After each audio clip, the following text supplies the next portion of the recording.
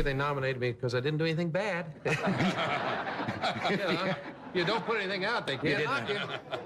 March 2014, in a quiet home in Brentwood, California, 86-year-old James Garner left the entire crew stunned when he softly said, "I've kept this inside me for too long," about him.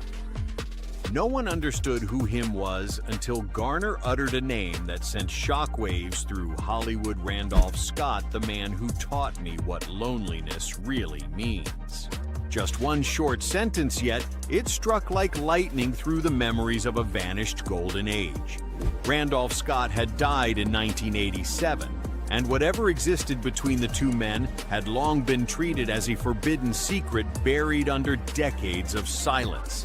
From that moment, questions about the past, about friendship, about silence itself began to resurface. James Garner, the quiet veteran from Oklahoma, and Randolph Scott, the classic Western gentleman, had once found each other somewhere between glory and solitude. Two men, two generations bound by a secret Hollywood never dared to speak of.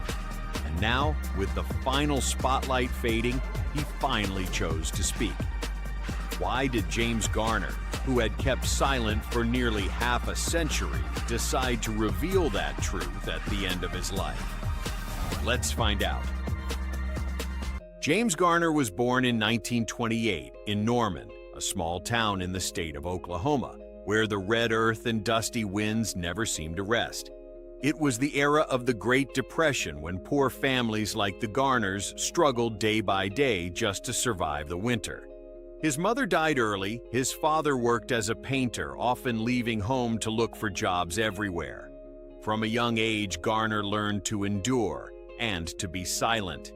He once wrote in his memoir, "When you have to grow up between the sound of hammers and the smell of paint, you will know what loneliness is." Perhaps from that very time, his eyes always carried an inexplicable sadness, the thing that audiences later called the Garner gaze. At 17, while America still echoed with the gunfire of World War II, Garner enlisted. The skinny youth from Oklahoma quickly became an honest, quiet soldier. He was wounded on the Korean front and was honorably discharged. Returning home, Garner was no longer a naive boy. War had left in him scars that could not be seen. Not knowing where to begin again, he left Oklahoma for Los Angeles, carrying exactly $40 in his pocket and an old suitcase. That city was always bright with lights, but it had no place for strangers. Garner did whatever work he could, from loading cargo parking cars to modeling for cheap advertisements. And then, as if by fate, during a small casting at Warner Brothers in 1954, his eyes came into the sight of director William Wellman. Wellman said, "You don't need to act. You just need to stand still. The audience will see your story in those eyes." From that moment, James Garner's life turned a new page. The former soldier from Oklahoma began to touch the glamorous but trap-filled world of Hollywood. And right there, he first heard the name Randolph Scott, the man directors called a model Western legend, a true gentleman. Garner did not yet know that this name would haunt him for the rest of his life. Randolph Scott was born nearly 3 decades before James Garner in 1898 in the city of Charlotte, North Carolina. If Garner was a child of dust and war, Scott was born in luxury, the son of a wealthy family educated at Georgia Tech, and once an officer in the First World War. But perhaps because of that background, he always carried with him a cold pride, something that made people both respect and feel curious about him. Scott entered Hollywood in the early 1930s, when Western films were still shot on real sand and with real gunfire. He was tall, with an angular face and a husky voice, the kind of man who just by stepping out of the smoke made audiences believe he was a real cowboy. For more than 2 decades, Randolph Scott became the embodiment of the ideal American man, strong, reserved, and always keeping his word both on screen and in real life.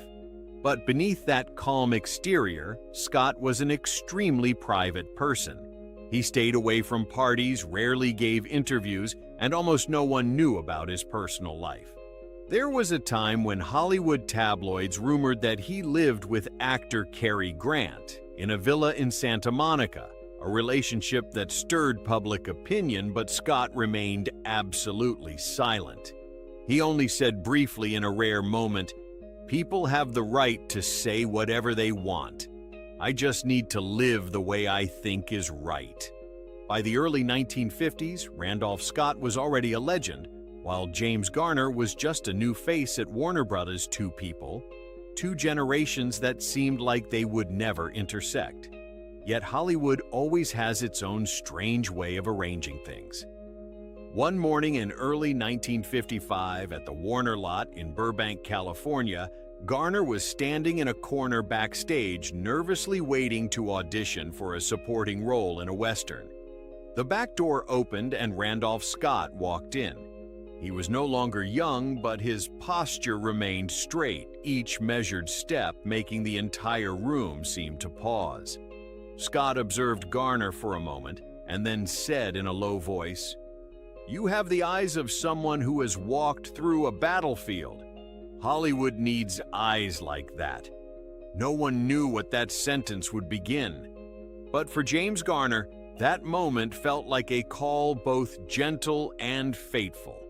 From that moment between two men nearly 30 years apart, an invisible thread began to form, a connection that even they themselves could not explain.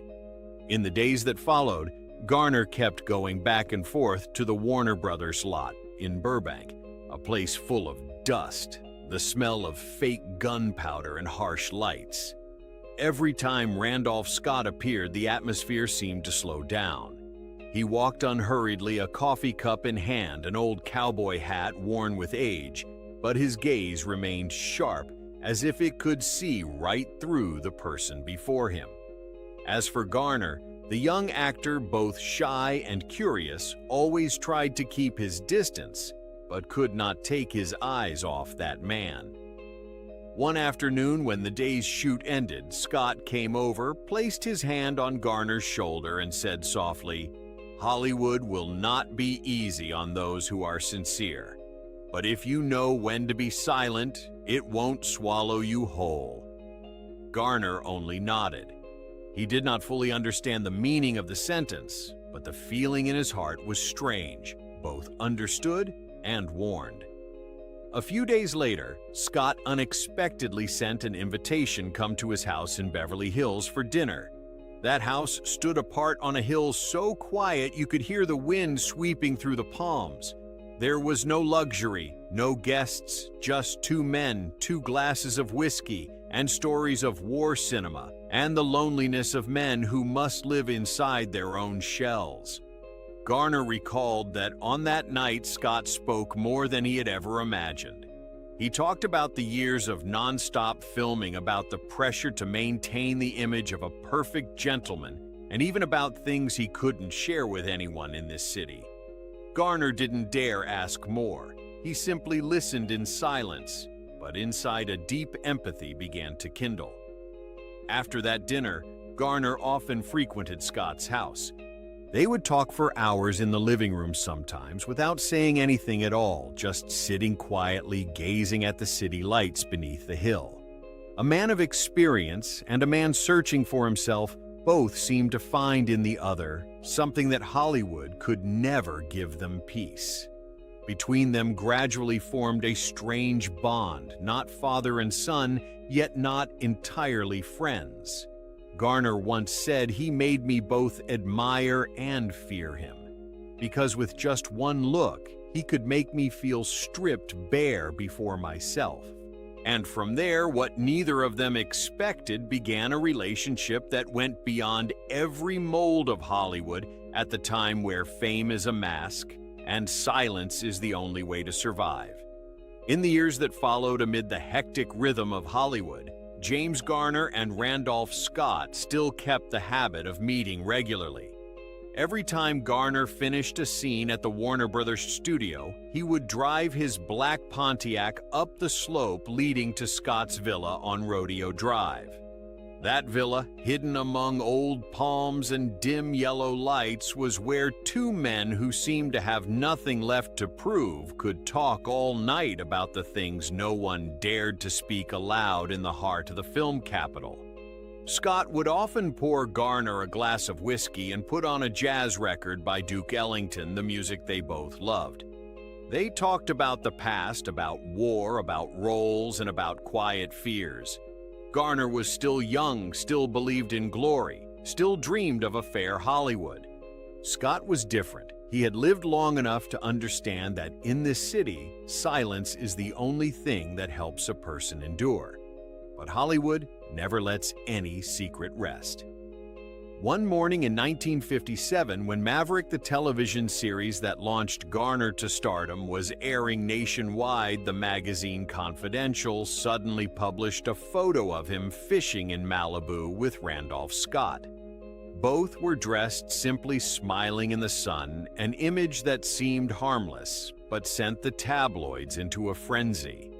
The big headline on the front page read, "Has Randolph Scott found a soulmate 3 decades younger?" From then on, rumors began spreading faster than a blockbuster.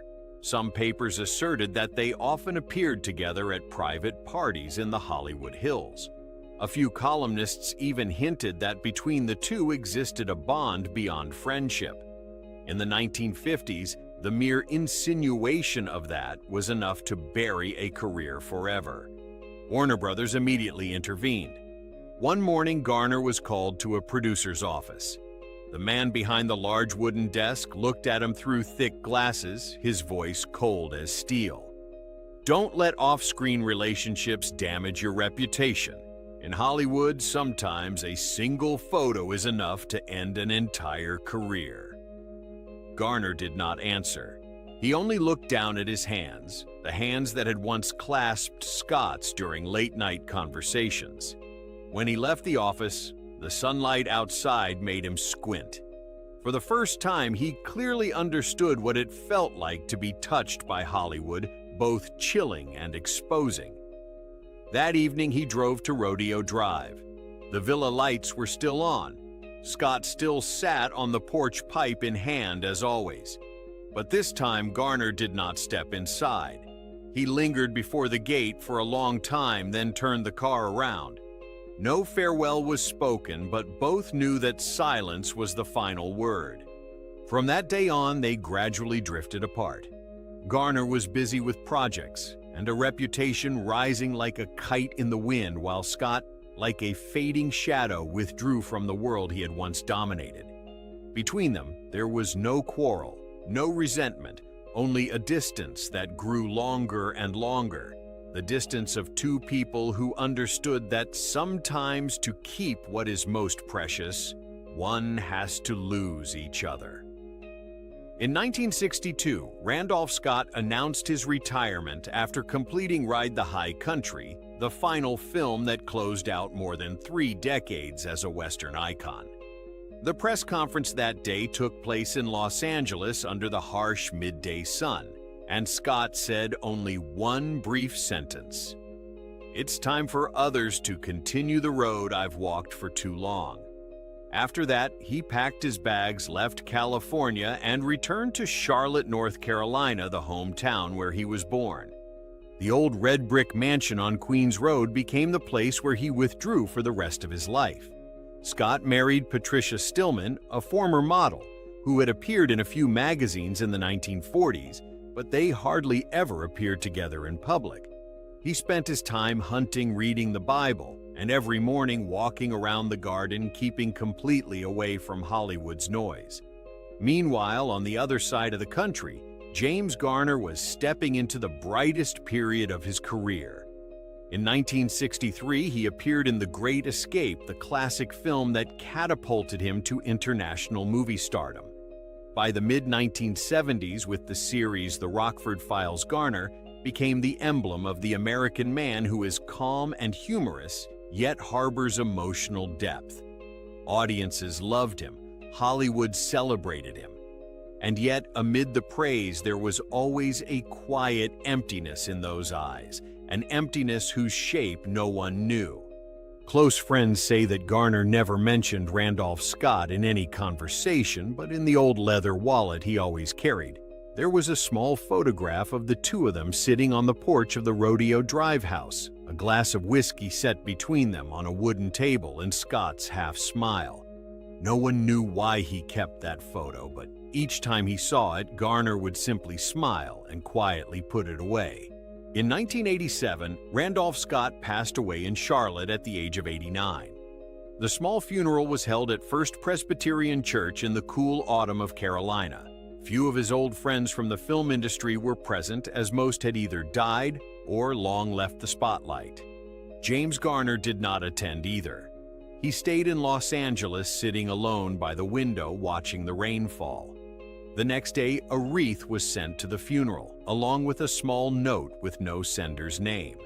On it was just one line scrawled in blue ink: "I still remember your gaze on that first day, the only one who ever truly saw through me."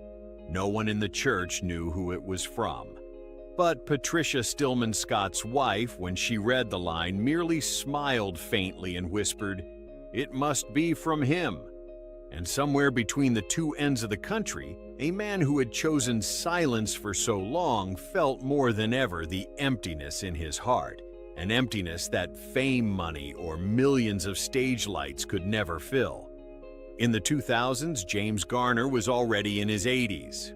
Hollywood still bustled with young faces and new films, while he chose to stand apart from it all. The house in Brentwood, California, once a gathering point for the press and friends, was now strangely quiet. Each morning he sat by the window, the early sunlight casting across a face marked with wrinkles, sometimes leafing through old photos among them, the one of two men sitting side by side under the Malibu sun. One looked into the lens, the other gazed far away. After a minor stroke in 2008, Garner began to limit public appearances. He refused many interview invitations, agreeing only to a few small conversations with close friends. In those rare talks, he seldom spoke of cinema. Instead, he mentioned the people who passed through my life and left marks that never fade. Once, when a reporter asked if you could speak about one person you truly respected, who would you choose? Garner fell silent for a long time, as if the question touched what he tried to forget. Finally, he replied softly, "The one I never dared speak about Randolph Scott." That remark was replayed on a small television program, surprising viewers. The name Randolph Scott, which had faded after more than half a century, suddenly rang out again in a new era, like an off-key note amid the modern clamor of Hollywood. But for Garner, it wasn't nostalgia. It was a summons from the past. In the years that followed, his health declined. Heart disease forced Garner to receive treatment at home. In his spare time, he wrote his memoir, The Garner Files. But strangely, not a single line in the entire book mentioned Randolph Scott. When asked why, he merely smiled and answered quietly, "Some things can only be said when people are no longer afraid." On sleepless nights, Garner often turned on the old projector and rewatched the films intertwined with his life. But among hundreds of roles, he lingered longest on a film that did not bear his name in the Cast Ride the High Country, 1962 Randolph Scott's final film. On the screen, Scott appeared as an old cowboy, eyes deep and sad, walking through the wilderness, quietly heading toward the horizon. Garner sat there staring, as if conversing with someone who had left long ago. The older he grew, the less he spoke, but his eyes drifted farther and farther away. Friends said that sometimes Garner would still call Scott's name by mistake in his sleep, or mutter something about a promise not yet kept. And then, in early 2014, as his illness worsened, he agreed to a small interview at his home, the final conversation of his life. No one thought it would be the moment James Garner broke the silence he had kept for nearly half a century. In a room filled with dim light, the camera began to roll. and the seasoned man sat quietly for a few minutes before speaking. He didn't talk about fame or about films, but only about an old friend, the one who taught me the value of solitude. That story. The final truth James Garner was about to tell would render all of Hollywood silent, and no one expected it would not be a confession, but a farewell to the one he had never stopped remembering. The interview took place on a morning in March 2014 at Garner's small house in Brentwood, California. The air was slightly chilly. Sunlight slanted through the glass window, reflecting on a wall filled with old photos. On the table lay faded pictures, the Rockford Files, The Great Escape, and in a more hidden corner, the only photograph of him with Randolph Scott, the two sitting on the porch of Rodeo Drive in 1958. The crew included only 3 people, a young reporter, a cameraman, and a sound assistant. Everyone thought this would be a small interview about the career of a legend about to turn 86. But as soon as the camera switched on, the atmosphere in the room suddenly became unusually still. Garner sat in an old armchair, the light falling on his face, carving out every wrinkle of time. He smiled gently, a familiar, courteous smile, but his eyes did not smile. After a few routine questions, the reporter cautiously asked, "If there were one person in your life you feel most grateful for, who would that be?" Garner was silent. He didn't look at the lens. He only ran his hand lightly along the wooden tabletop.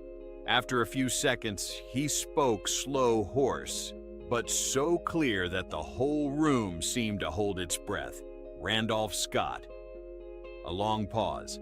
The cameraman glanced at the reporter. The sound assistant gripped the headphones, afraid to miss a single word. Garner looked up, his gaze distant, his voice tightening. "Randolph Scott is not just a legend. He's the one who taught me that. Sometimes loneliness is the price you pay to keep your reputation."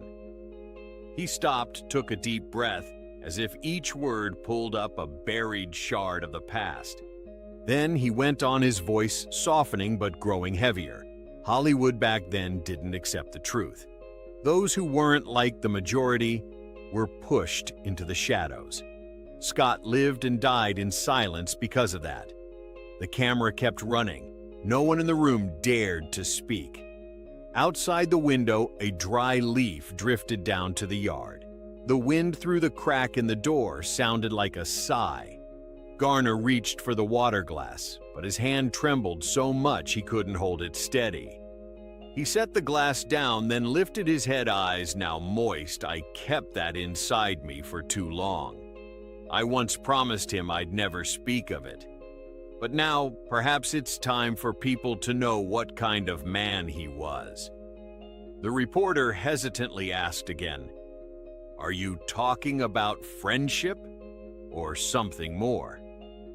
Garner smiled a sad smile, neither confirming nor denying.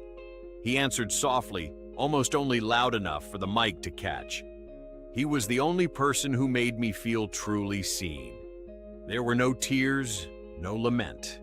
Only a voice that had grown faint, releasing fragments of memory that for more than half a century he had never allowed anyone to touch." Then he leaned back in the chair, eyes on the ceiling, murmuring as if to himself, "Hollywood kills many things, dreams, truths, and sometimes even human kindness.